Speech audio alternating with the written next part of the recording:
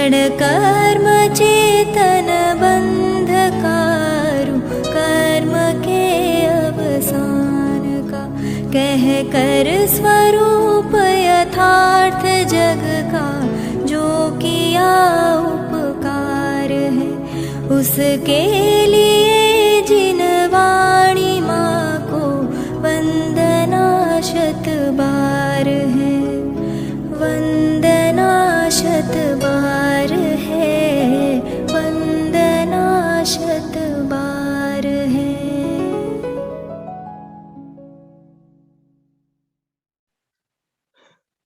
एवं तत्व व्यवस्थित्या स्वं व्यवस्थापयन् स्वयं, अलंघ्यं शासनं जैनं अनेकांतो व्यवस्थितः, अनेकांतो व्यवस्थितः।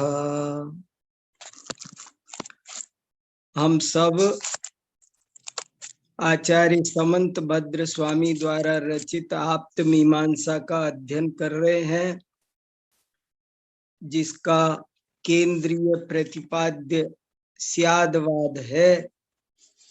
इसलिए इन दिनों हम मंगलाचरण के रूप में स्यादवाद से संबंधित महत्वपूर्ण श्लोकों का मंगल पाठ कर रहे हैं।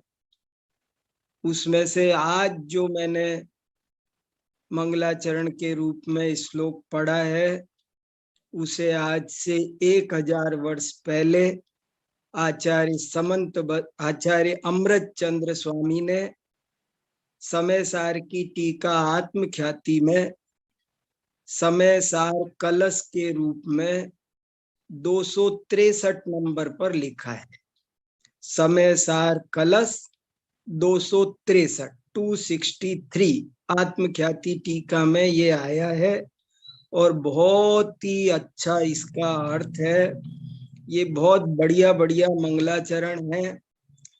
स्यादवाद को समझने के लिए इन श्लोकों की भी बहुत अधिक उपयोगिता है और आप में से बहुत लोगों ने इन मंगलाचरणों को याद कर लिया है, लिख लिया है।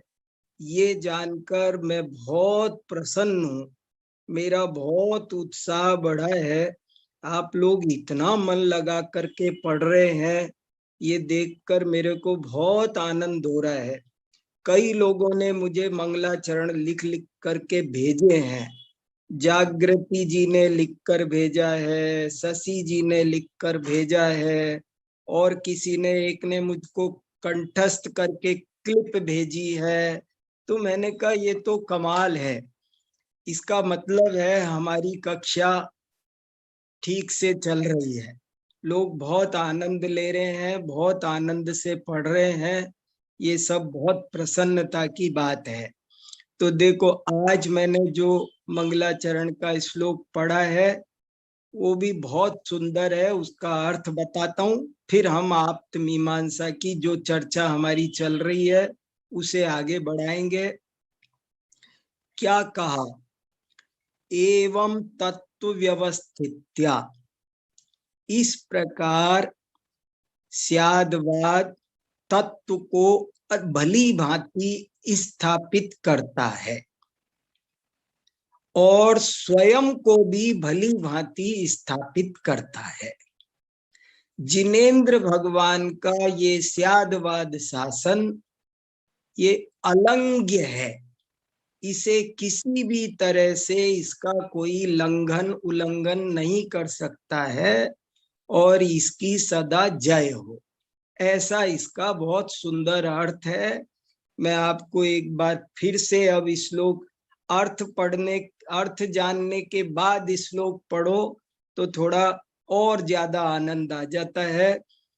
एवं तत्व व्यवस्थित्या स्वं व्यवस्थापयन् स्वयं, अलंघ्यं शासनं जैनम अनेकांतो व्यवस्थितः।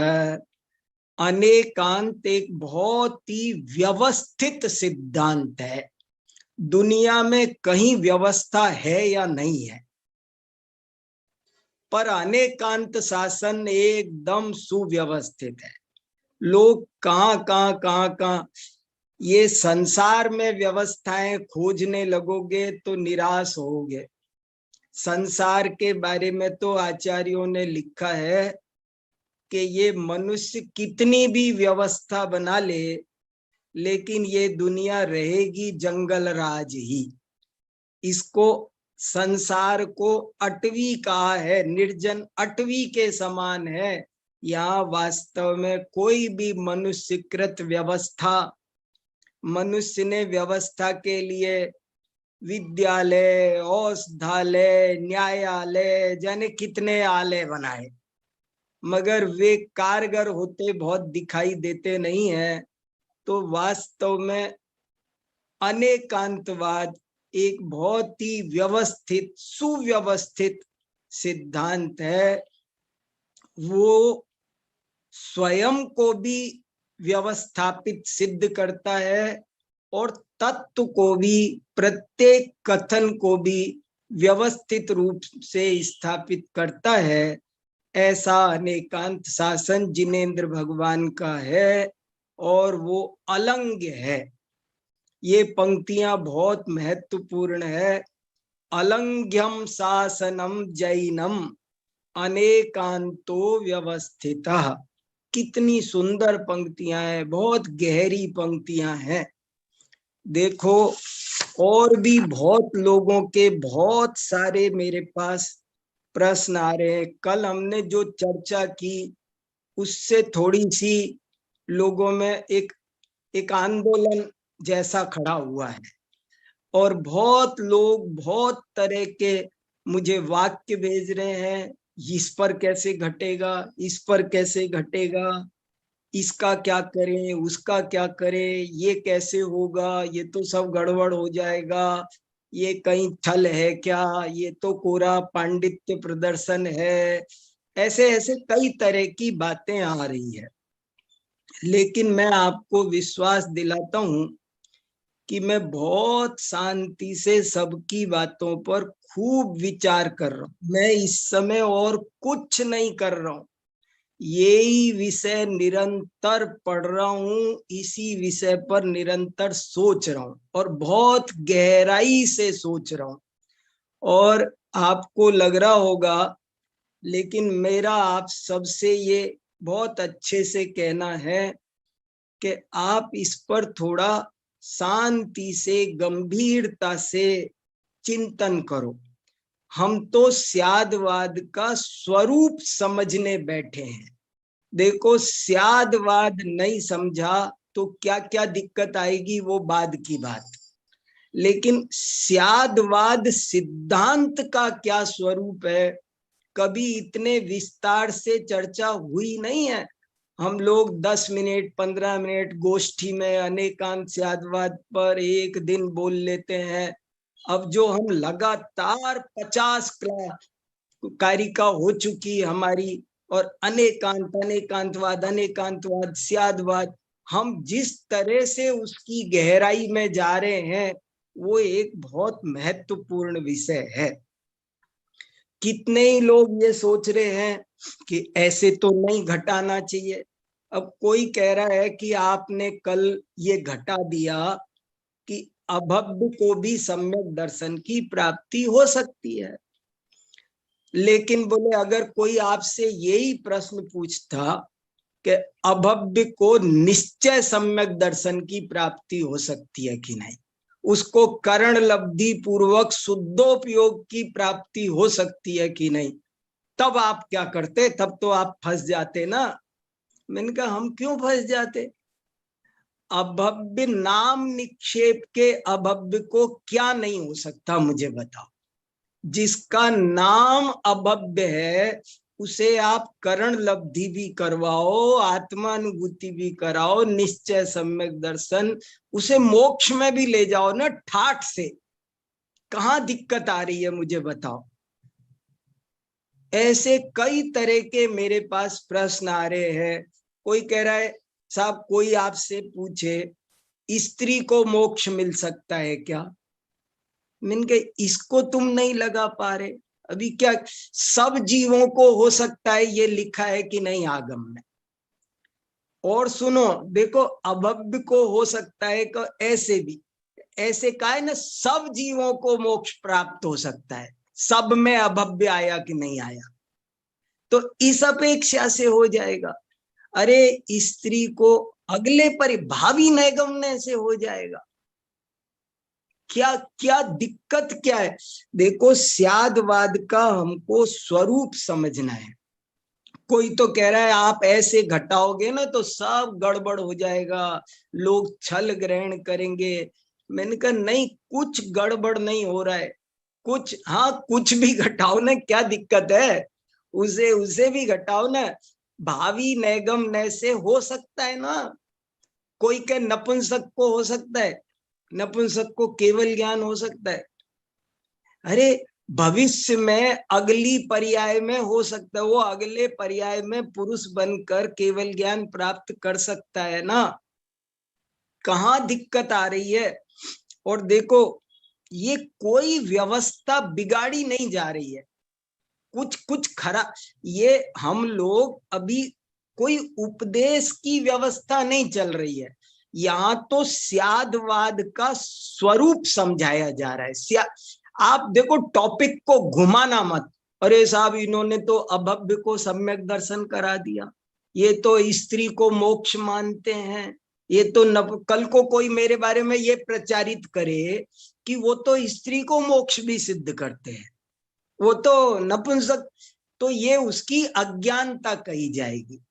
एक गणित का अध्यापक गणित में पढ़ाते समय बोलता है कि बच्चों बताओ 20 रुपए किलो गुड़ आता है तो 6 किलो गुड़ कितने का आएगा?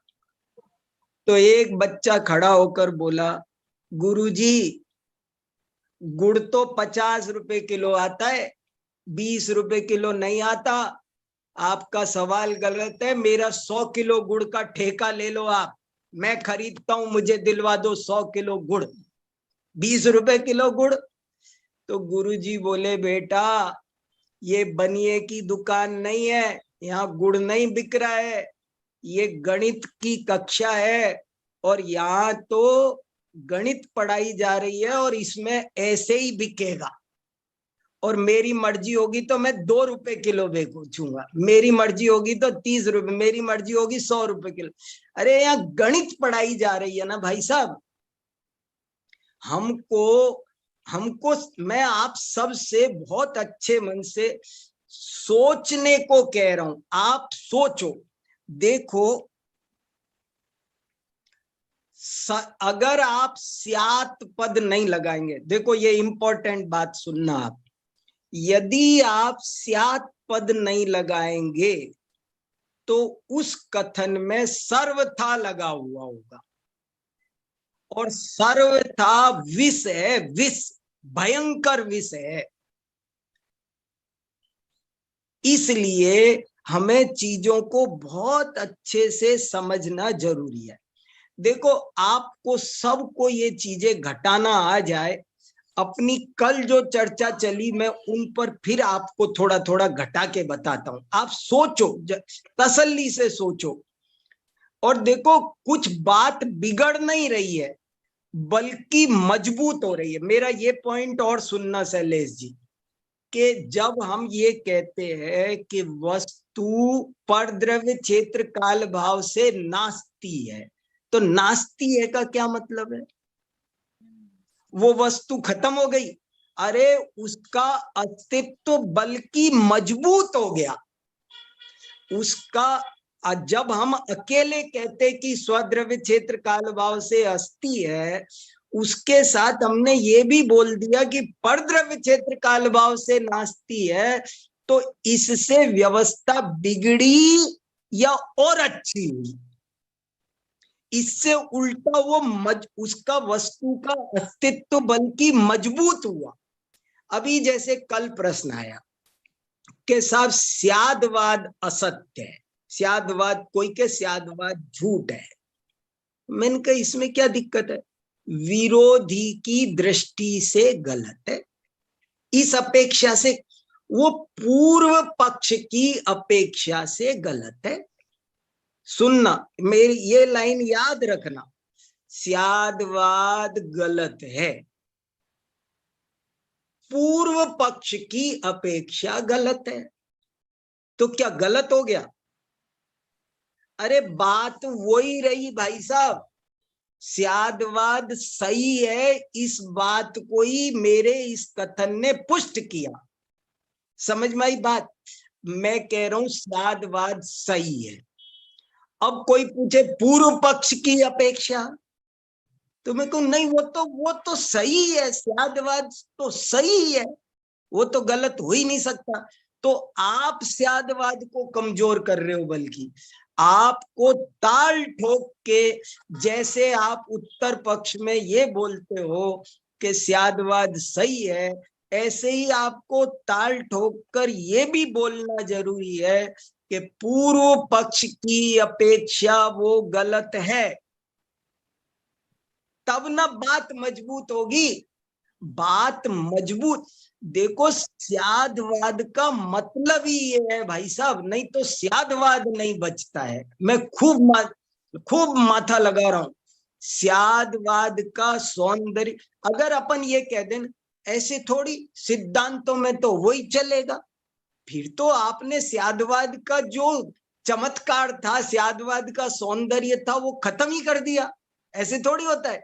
स्यादवाद इसीलिए महान है कि वो कहता है हर बात में स्यात लगेगा, हर कथन में स्यात लगेगा, इसी के लिए स्यादवाद महान है। अगर आप बचा लोगे कथनों को, नहीं इसमें कैसे लगेगा, तो फिर स्यादवाद महान नहीं हुआ। अच्छा अभी और देखो, आप थोड़ा और सोचो, ये अच्छी बहुत जरूरी मानसिक व्यायाम है।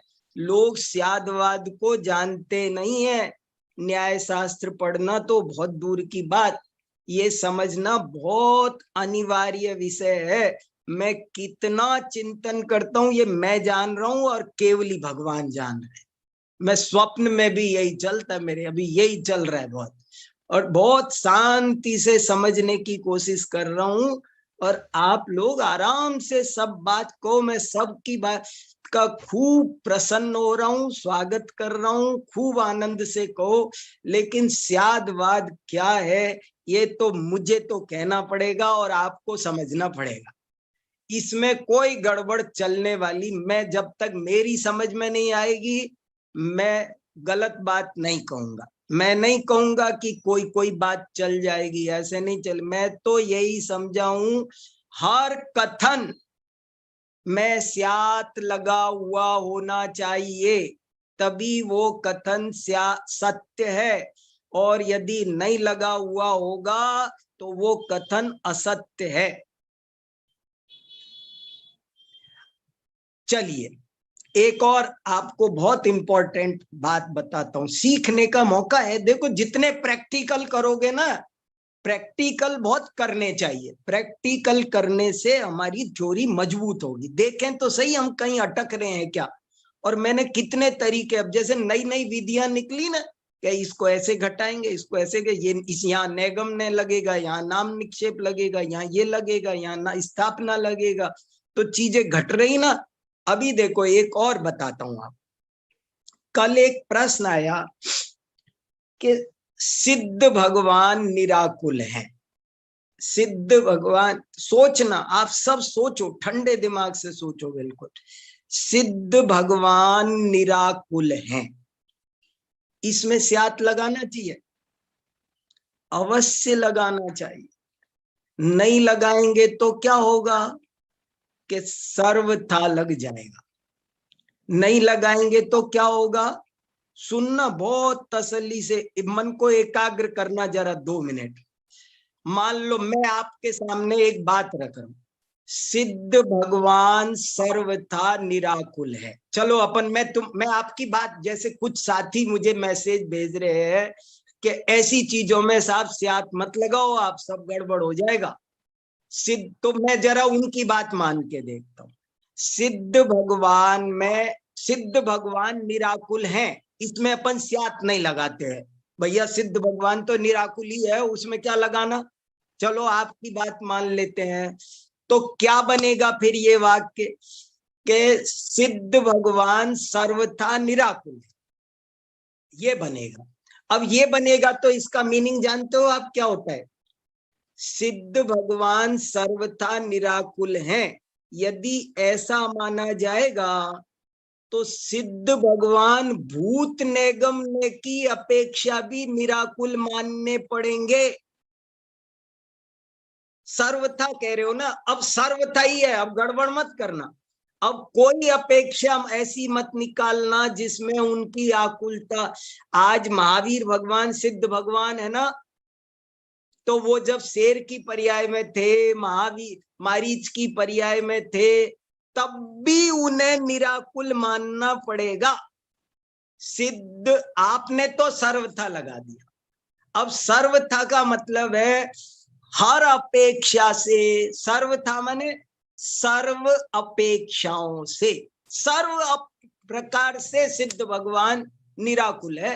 तो भूत ने संसार दशा में थे तब भी निराकुल थे क्या वो? ये बता दो मुझे। और सुनो, और एक गजब की बात बताता हूं। सिद्ध भगवान सर्वथा निराकुल हैं, ऐसा माने तो और क्या दिक्कत आती है? सुनो, देखो ये बहुत बढ़िया कह रहे हैं, कौन? सुनील जी, बहुत बढ़िया। देखो यही बात बताने जा रहा था, सिद्ध भगवान निराकुल हैं। अरे निराकुल तो वे वर्तमान नैगम्य से बता रहा हूं, वर्तमान नैगम्य से भी सिद्ध भगवान सर्वथा निराकुल नहीं है। क्यों नहीं है? वर्तमान नैगम्य से सर्वथा निराकुल नहीं है। खतरनाक है ना बात, लेकिन खतरनाक नहीं है, स्यादवादी को समझने योग्य है। सिद्ध भगवान वर्तमान में भी वो अपने चारित्र गुण की अपेक्षा से या वो सुख गुण की अपेक्षा से निराकुल है। ज्ञान गुण की अपेक्षा से तो वे केवल ज्ञानी है, अनंत ज्ञानी है। समझ में आया? वो निराकुल सर्व गुणों की अपेक्षा है क्या? तो एक गुण की आकुलता वाला जो पक्ष है उस तरफ से ही निराकुल है ना। जो अनंत दर्शन वाला गुण है, दर्शन गुण की अपेक्षा वे अनंत दर्शन के धारक है। ज्ञान गुण की अपेक्षा वे अनंत ज्ञान के धारक है। वो अगर सर्वथा निराकुल है तो वे अनंत दर्शन वाले नहीं बचेंगे, अनंत ज्ञान वाले भी नहीं बचेंगे। समझ में आया घोटाला? उनमें वे अव्याबादत्व और क्या क्या जो 8 गुण है ना, समकित गुण नहीं बचेगा, समकित दर्शन ज्ञान वो नहीं बचेंगे। अरे और मेरी बात का मैं आपको प्रमाण दे रहा हूं ना, कौवा काला होता है, कौवा काला होता है, इस बात को भी नहीं माना ना आचार्यों ने। उन्होंने कहा यदि कौवा काला होता हो तो कौवे का सब कुछ काला हो जाएगा, नंबर 1। और जो जो काला है दुनिया में वो सब कौवा हो जाएगा। यदि सिद्ध सर्वथा निराकुल हैं तो सिद्ध और निराकुल ये दोनों शब्द पर्यायवाची हो जाएंगे, एक हो जाएंगे। जो जो निराकुल हो वो सिद्ध होगा, जो जो सिद्ध होगा वो निराकुल होगा। वो गुण है और वो द्रव्य है, ये भी अंतर खत्म हो जाएगा। सिद्ध द्रव्य है और गुण निराकुलत्व उसका गुण है या पर्याय, वो भी अंतर नहीं बचेगा। समझ में आ रहा है? सबके समझ में आ रहा है? मैं इसलिए कह रहा हूं कि लोग बार बार मेरे से कह रहे हैं, लेकिन मैंने तो ये समझ में आया है कि भैया सर्वथा लग जाएगा तो बहुत अनर्थ हो जाएगा। जिस वाक्य में सर्वथा लग जाता है वो वाक्य विष होता है, ऐसा जिनवाणी का स्पष्ट कहना है। स्यात लगे तो ही वो अमृत है। ये स्यादवादामृत क्या चीज है हमको ये समझना जरूर। ऐसे ही सिद्ध भगवान ऊर्ध्वगामी है। अरे तो ऊर्ध्वगामी तो वो क्रियावती शक्ति की अपेक्षा से है। एक अपेक्षा तो कल बता दी कि वो लोकाकाश के बाहर नहीं जाते हैं, तो रुक वहां तो नहीं हुए ना। लेकिन एक अपेक्षा ये भी है, वो ऊर्ध्वगामी एक गुण की अपेक्षा से है और बाकी के अनंत गुणों की अपेक्षा से।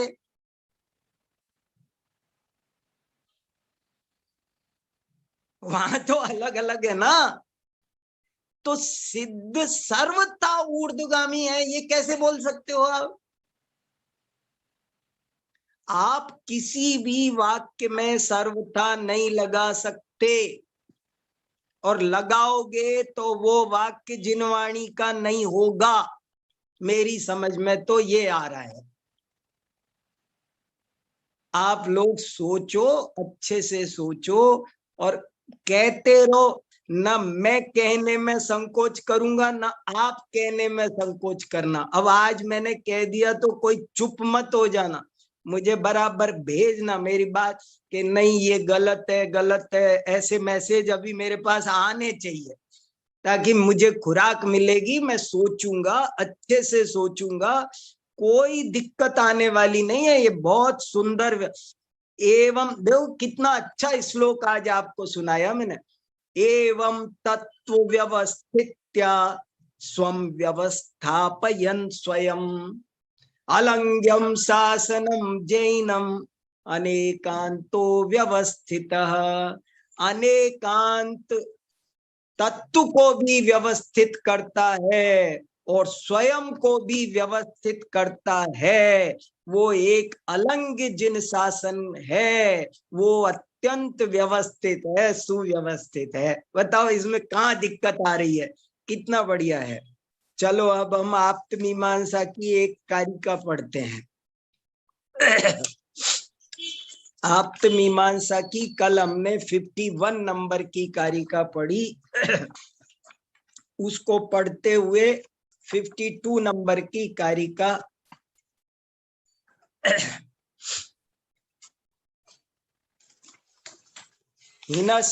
हिनस्त्यनभिसंधात्री न हिनस्त्यभिसंधिमत् बध्यते तद्वयापेतं चित्तं बद्धं न मुच्यते। जो अभिप्राय करता है वो हिंसा नहीं करता, जो हिंसा करता है वो वैसी इच्छा नहीं करता, और जो बंधता है वो अलग तीसरा व्यक्ति है, और जो मुक्त होता है वो और चौथा व्यक्ति है। मैं इसको उदाहरण से बताना चाहता हूं।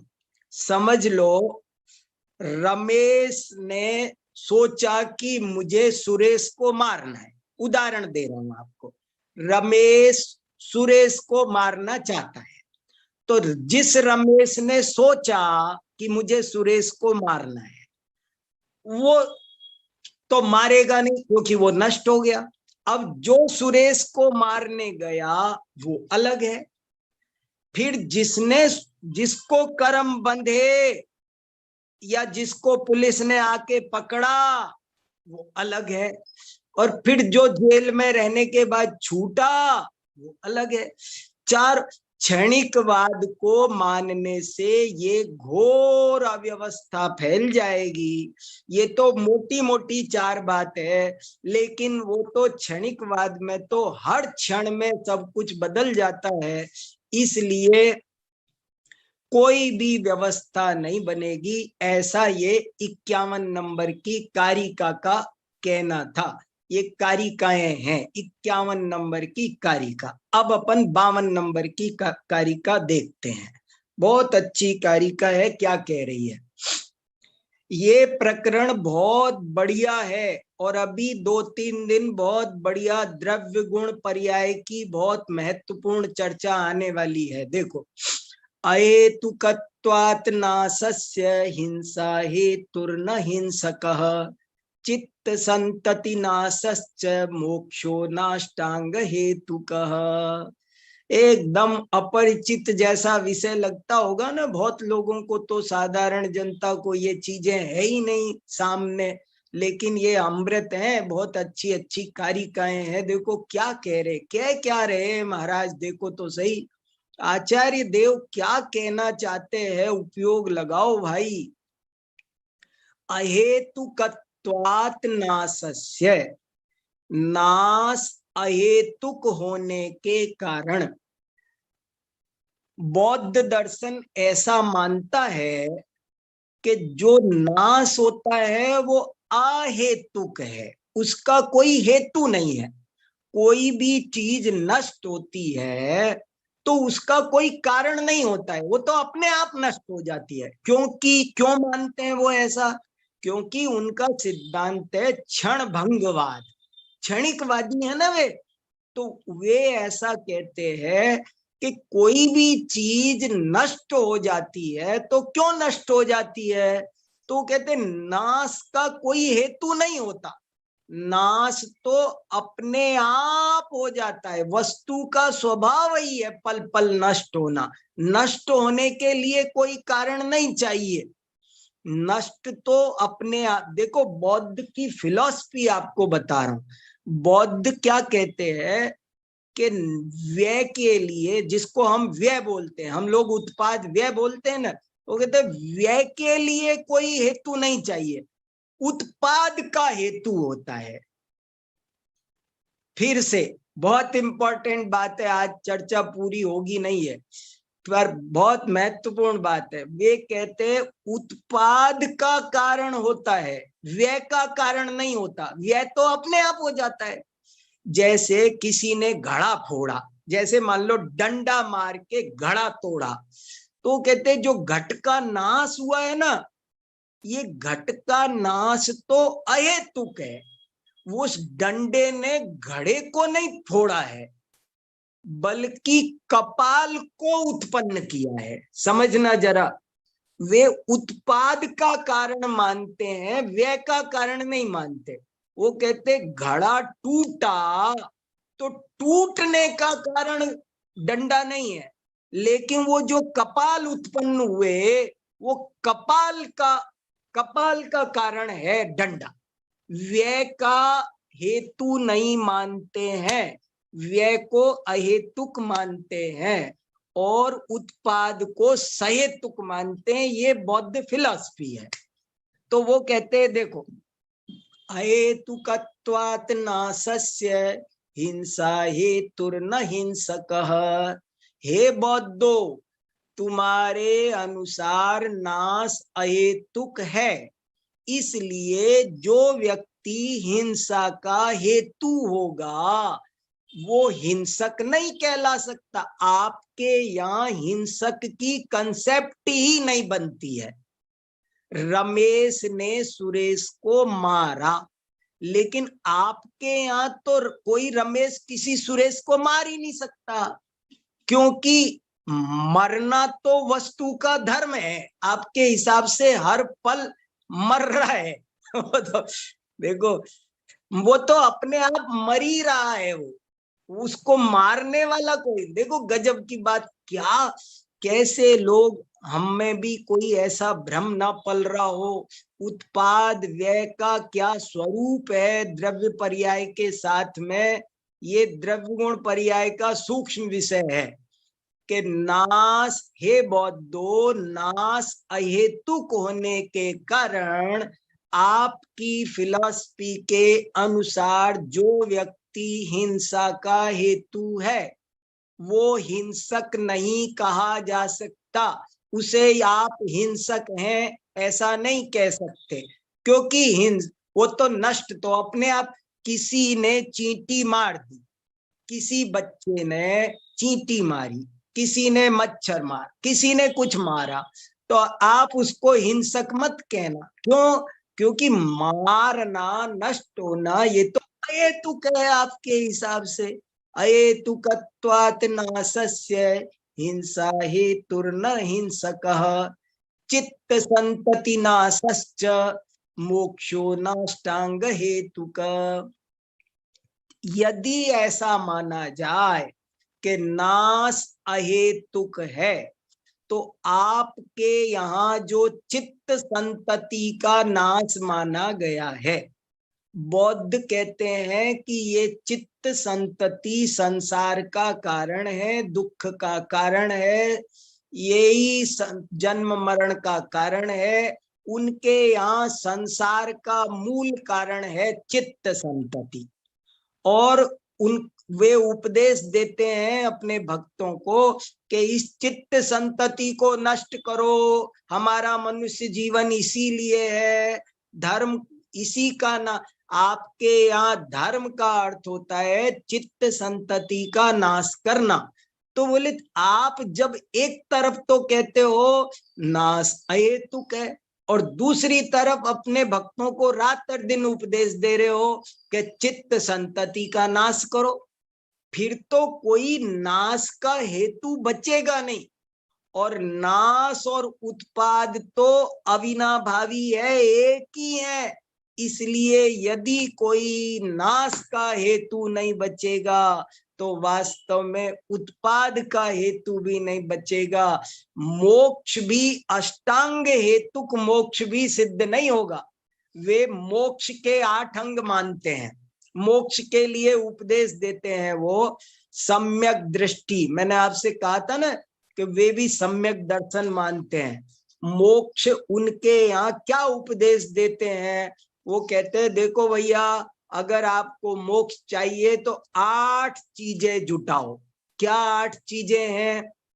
नंबर 1 सम्यक दृष्टि, सम्यक संकल्प, सम्यक वचन, सम्यक कर्म, सम्यक आजीव, सम्यक व्यायाम, सम्यक स्मृति और सम्यक समाधि। ये 8 चीजें चाहिए उनके हिसाब से, तभी किसी की चित्त संतति का नाश होगा और तभी किसी को मोक्ष प्राप्त होगा। तो ये बोले कैसे बनेगा,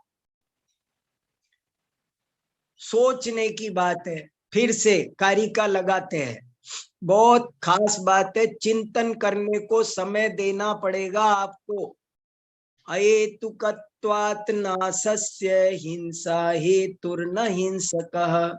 देखो भैया, ये आप्त मीमांसा है, कोई मजाक नहीं।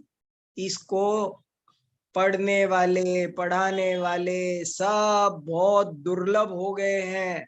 कोई इनको ठीक से समझ जाए, समझा दे, सब कठिन काम है।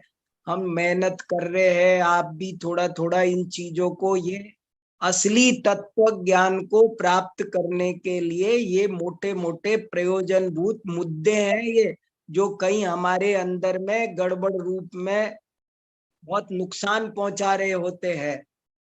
नाश अहेतुक है, इसलिए आपके मतानुसार जो हिंसा का हेतु है वो हिंसक नहीं कहा जा सकता। और चित्त संतति नाशश्च, और चित्त संतति नाश की का जो उपदेश है वो भी नहीं बन सकता। और जो मोक्ष का उपदेश है, अष्टांग हेतु बताए मोक्ष के, वो भी नहीं बनता। माने जो कल सुनील जी ने कहा कि वो मोक्ष पर ही प्रश्न चिन्ह लगा दिया है, पूरे पर पूरी व्यवस्था नहीं बनती है। मैंने आपको बताया था, मैंने एक लेख लिखा है जैन आचार की विशेषताएं, और उसमें 32 विशेषताएं लिखी है। तो एक विशेषता यही है कि जब तक फिलॉसफी स्यादवादात्मक नहीं हो तो आचार की कंसेप्ट नहीं बनती है। यदि आत्मा सर्वथा नित्य है तो क्या आचरण पाले? आचार, पूरे आचार शास्त्र व्यर्थ सिद्ध होता है। यदि आत्मा सर्वथा अनित्य है तो भी सारा आचार शास्त्र व्यर्थ सिद्ध होता है। आचार शास्त्र तभी सार्थक सिद्ध होता है, कोई भी पदार्थ तभी अर्थ क्रिया कर सकता है जब वो स्यादवादात्मक हो, अनेकांतात्मक हो। हमें ये बात भी अच्छे से समझनी है कि अर्थ क्रिया नहीं बनेगी नहीं तो, पक्की बात। तो इसलिए ये बहुत महत्वपूर्ण है। न संसार बनेगा, न मोक्ष बनेगा, न बंधन बनेगा, न मुक्ति बनेगी, न उत्पाद बनेगा, न व्यय बनेगा, न चित्त संतति बनेगी, न चित्त संतति का नाश बनेगा। क्या होगा? इसलिए ये महत्वपूर्ण विषय है।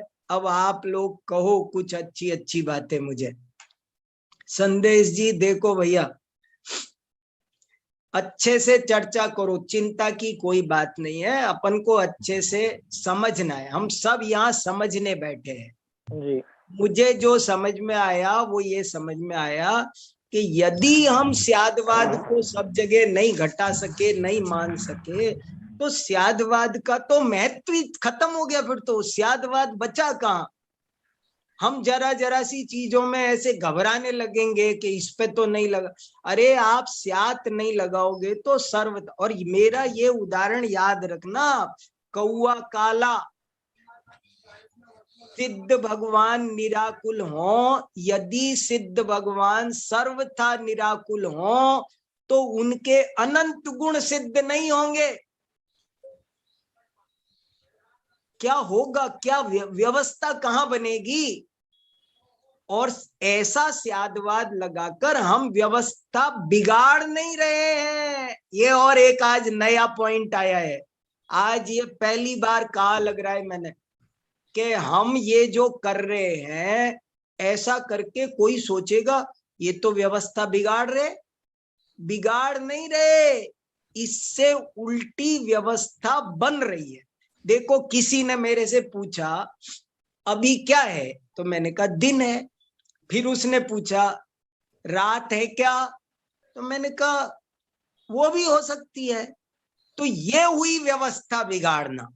और मैं बोलूं दिन है रात नहीं है, ये तो उल्टा व्यवस्था बनाना हुआ। दिन है, ये बात उल्टी मजबूत हुई। चलिए, हाँ बोलिए अब आप जी। जय जिनेन्द्र। हाँ, पुष्टि हुई। हाँ जी, वो आपने बताया कि सिद्ध भगवान निराकुल है। हाँ तो आपने बताया कि भूतकाल की अपेक्षा निराकुल नहीं है, तो भूतकाल में सिद्ध भी कहाँ थे? भूतकाल में सिद्ध कहाँ थे मतलब जैसे मैंने महावीर भगवान पर बताया ना। हाँ, लेकिन सिद्ध भगवान सिद्ध हुए, पहले भूतकाल में सिद्ध नहीं थे। हाँ, तो फिर वो निराकुल कैसे कहेंगे?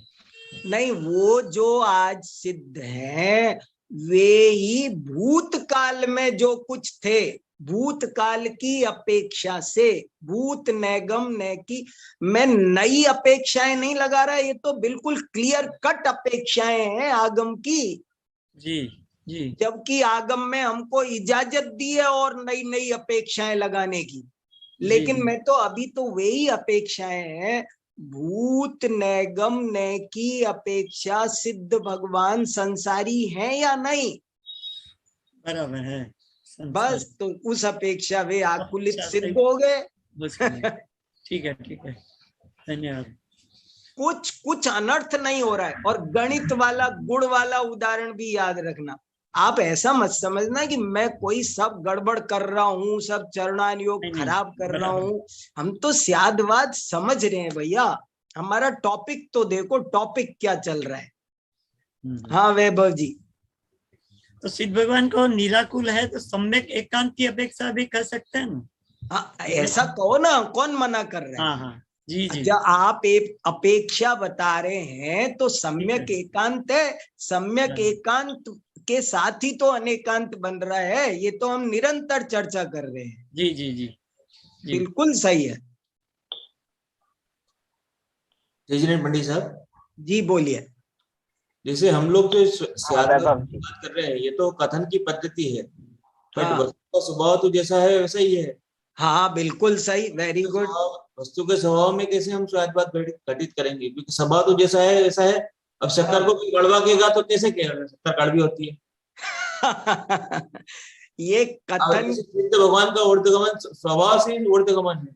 हाँ, ऊर्ध्वगमन स्वभाव से है तो है, अब उसमें थोड़ी बहुत कुछ बोल सकते हैं हम लोग। अब वो अभी आपको घटा के बताया ना मैंने। देखो फिर सुन लो एक बार। सिद्ध भगवान ऊर्ध्वगमन करते हैं। सिद्ध यूं समझ लो, जीव पे घटा दो भले, एकदम आप और बड़ा करो ना, घबराने की क्या बात है। मैं कहूं आत्मा ऊर्ध्वगामी है, ऊर्ध्वगामी है। लेकिन अगर आप सर्वथा लगाते तो दिक्कत क्या आ रही है, आप ये समझो। पहले आप ये समझो कि यदि हम ऐसा बोलें कि आत्मा सर्वथा ऊर्ध्वगामी है, तो इसमें दिक्कत क्या है। आप तो ये लगाओ, अभी आप स्याद भूल जाओ, आप तो सर्वथा लगाने में क्या दिक्कत आती है। फिर आज जीव के 9 अधिकार नहीं बचेंगे, एक ही रह जाएगा। समझ में आया संदेश जी आपको? देखो उदयपुर से खेमचंद जी भी सुन रहे हैं। समझ में आया खेमचंद तुम्हें कि अगर हम 9 अधिकार नहीं बचेंगे हमारे? बिल्कुल सही बात है भाई। अगर हम ये बोलते हैं कि सिद्ध भगवान सर्वथा आत्मा सर्वथा ऊर्ध्वगामी है, तो सर्वथा ऊर्ध्वगामी है मतलब जीवत्व, उपयोगमयत्व, इन अधिकारों का क्या होगा? आचार्य देव ने ये कहा ने, कौआ सर्वथा काला मानोगे तो जो जो काला होगा वो सब कौआ हो जाएगा, और कौए का हर परमाणु काला हो जाएगा, उसका रक्त भी, उसकी अस्थि भी सब काली हो जाएगी। सर्वथा शब्द खतरनाक है, विष है, हमको ये समझना है, तब स्यात लगाना आएगा हमें। हेलो। हाँ हाँ, शैलेश जी बोल रहे हैं कुछ? हाँ हाँ हाँ, बोलिए शैलेश जी। वो आत्मा अगर सर्वथा जीव मतलब सर्वथा ऊर्ध्वगामी होता तो नीचे नरक में भी नहीं जाता, मध्य लोक में भी नहीं रहता, सीधा ऊपर ही रहता। फिर तो सर्वथा हाँ देखो, प्राणायाम योग से भी हो रहा है बात तो। और मैं बराबर कह रहा हूँ। शशि जी भी कुछ पूछ रही हैं, उन सुनेंगे। देखो क्या है कि वो तो सारा का सारा, सही की अपेक्षा तो एक है, गलत की अपेक्षा तो हजारों है। हाँ, सर्वथा लगाते ही वो सब आ जाएंगी, वो सब गलत वाली बातें सब आ जाएगी सामने, मिथ्या जहर हो जाएगा वो तो। हाँ, मिथ्या जहर हो जाएगा वो। ये मेरी समझ में आ रहा है, इसलिए मैं आपको ठोक ठोक के समझा रहा हूँ। मेरे जैसा समझ में आ रहा है, अपन पढ़ रहे हैं सब लोग, कोई बात नहीं। हाँ शशि जी बोलिए। मेरा ये प्रश्न था कि जैसे अपन स्यादवाद जो है मुख्यतया विरोधी धर्मों में लगा रहे हैं, हाँ अस्थि, नास्तिक, क्षणिक, अनिक। हाँ तो जैसे कल एक स्वाध्याय में एक सेंटेंस आया था, सिद्धांत का सेंटेंस, जो कि गलत लगा। उन्होंने हाँ कहा कि बालक तीर्थंकर को गोद में लेते ही शची इंद्राणी को तत्क्षण शाइक सम्यक दर्शन हो जाता है।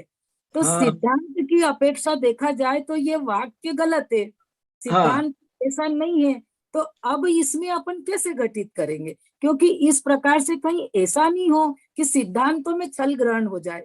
नहीं होगा, बिल्कुल नहीं होगा, पुष्ट होगा। देखो जैसे अभी अपन ने यही तो बात की, जैसे किसी ने कहा स्त्री को मुक्ति प्राप्त हो सकती है क्या, तो हमने कहा कि आगामी पर्याय की अपेक्षा हो सकती है। हाँ। तो हमने ये माना क्या हो सकती है, अभी हो सकती, हमने उल्टा यही माना कि अभी नहीं हो। हमने जब उत्तरी ये दे दिया कि आगामी पुरुष पर्याय में अगली भव में पुरुष बन करके जा सकते, इसका मतलब है हमने तो उल्टी वो बात और मजबूत की कि वो नहीं जा सकती है। नहीं, ये जैसे ये जो मैं सेंटेंस बता रही हूँ ना, जो कल सुबह ही आया था, तो हम सब लोगों ने फिर विचार किया कि तत्क्षण तो देव पर्याय में देवांगना को तो शाइक सम्यक दर्शन होता ही नहीं है।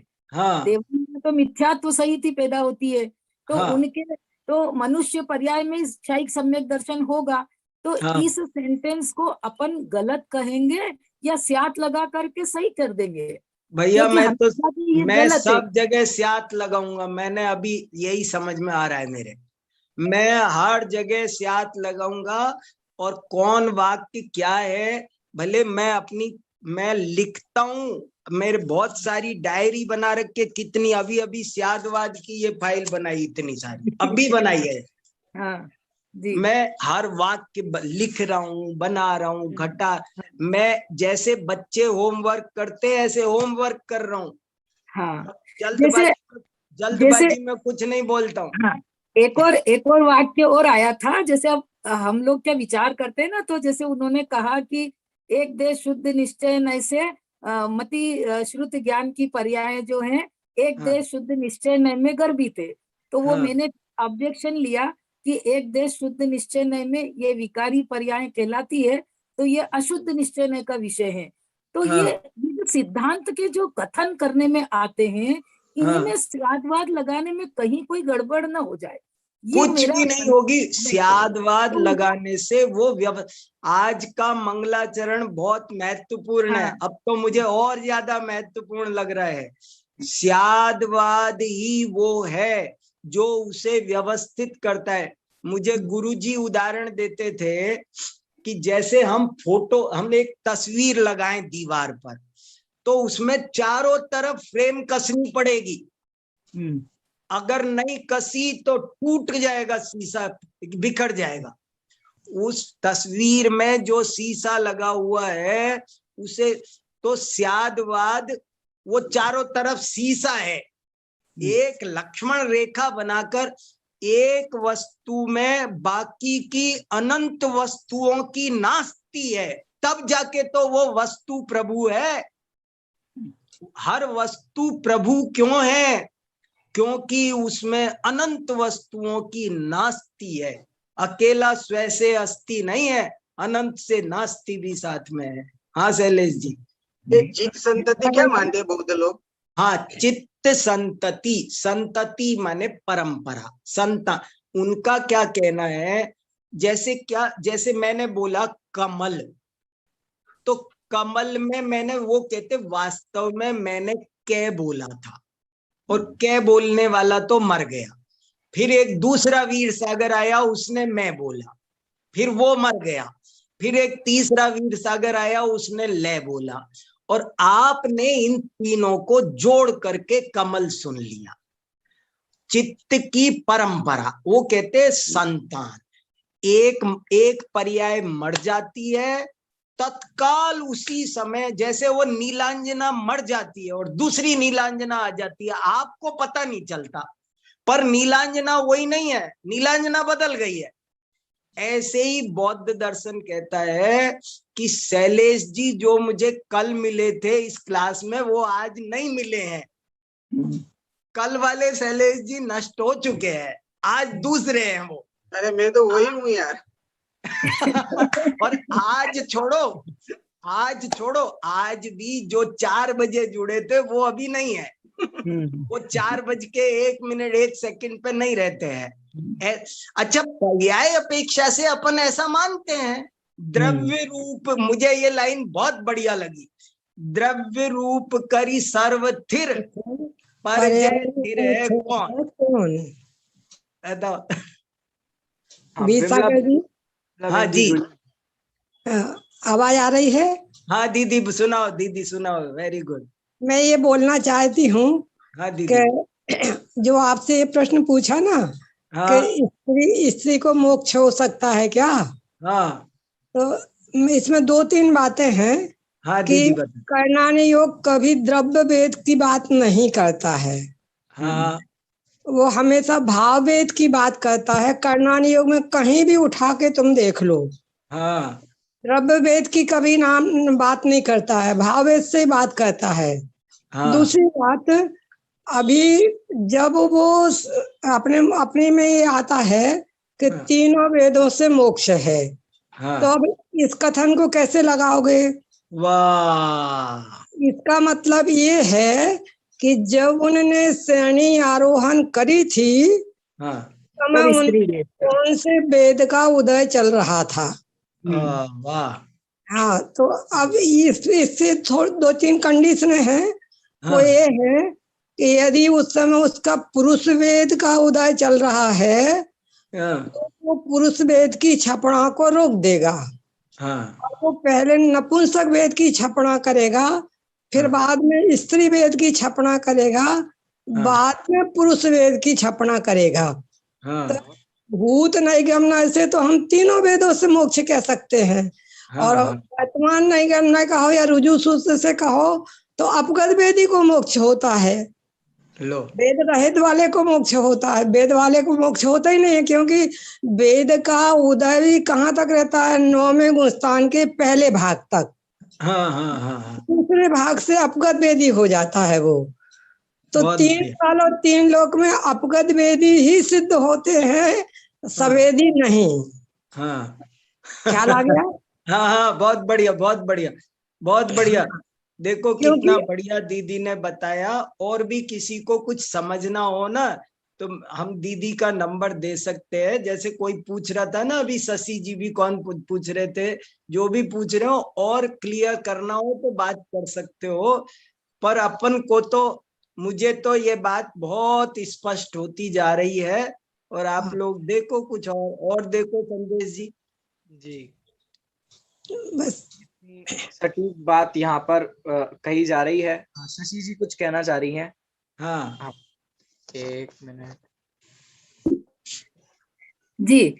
मुझे ना दीदी से ये पूछना था कि कल जो ये पढ़ने में आया था क्षपणा का, तो मनुष्य को मतलब कर्म भूमि के मनुष्य को ही क्षायिक सम्यक दर्शन होता है, तो स्त्री पर्याय में मनुष्यनी को सम्यक दर्शन होता है, ये बात सच है? क्षायिक सम्यक दर्शन होता है स्त्री पर्याय में? कल जैनेन्द्र सिद्धांत कोश में तो ये पढ़ा कि मनुष्यनी को पर्याप्तक अवस्था में क्षायिक सम्यक दर्शन होता है, तो मुझे ये कंफर्म करना था।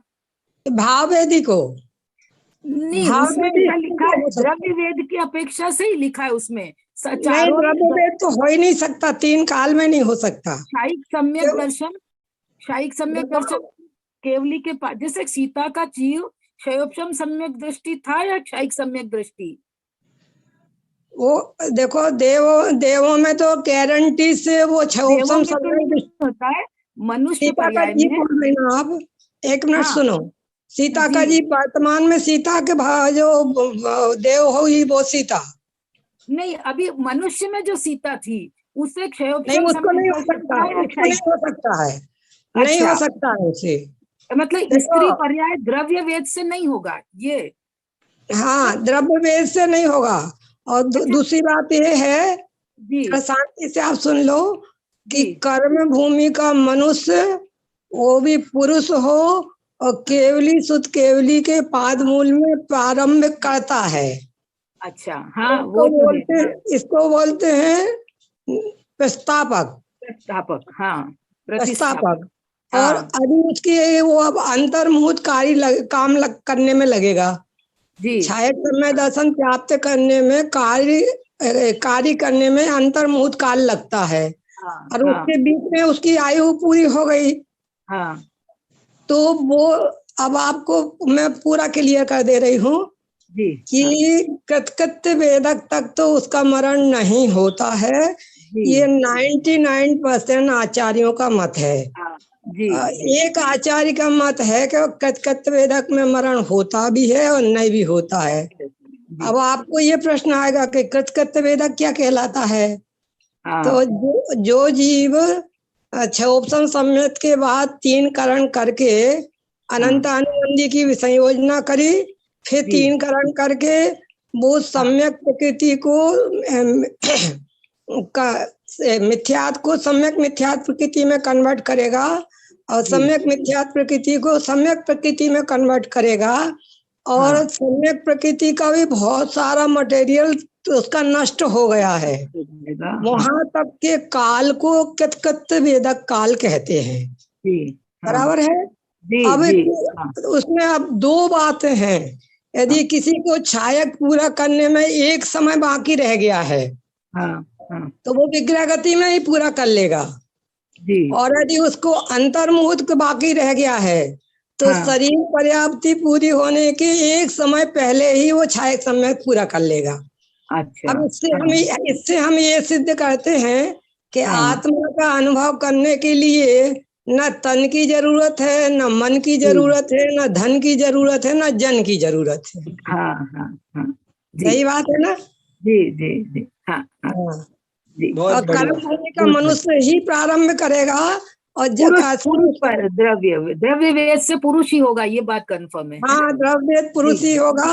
वो प्रस्तापक वो ही होगा और निष्ठापक कोई भी हो सकता। यदि आयु बंद पहले कर ली है जो चारों गतियों में कहीं भी जाकर पूरा कर लेगा।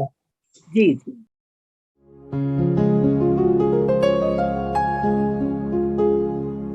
निज निधि निज में बताए यह अनंत उपकार है, उसके लिए जिन वाणी माँ को वंदना शत बार है, वंदना शत बार है, वंदना शत बार है।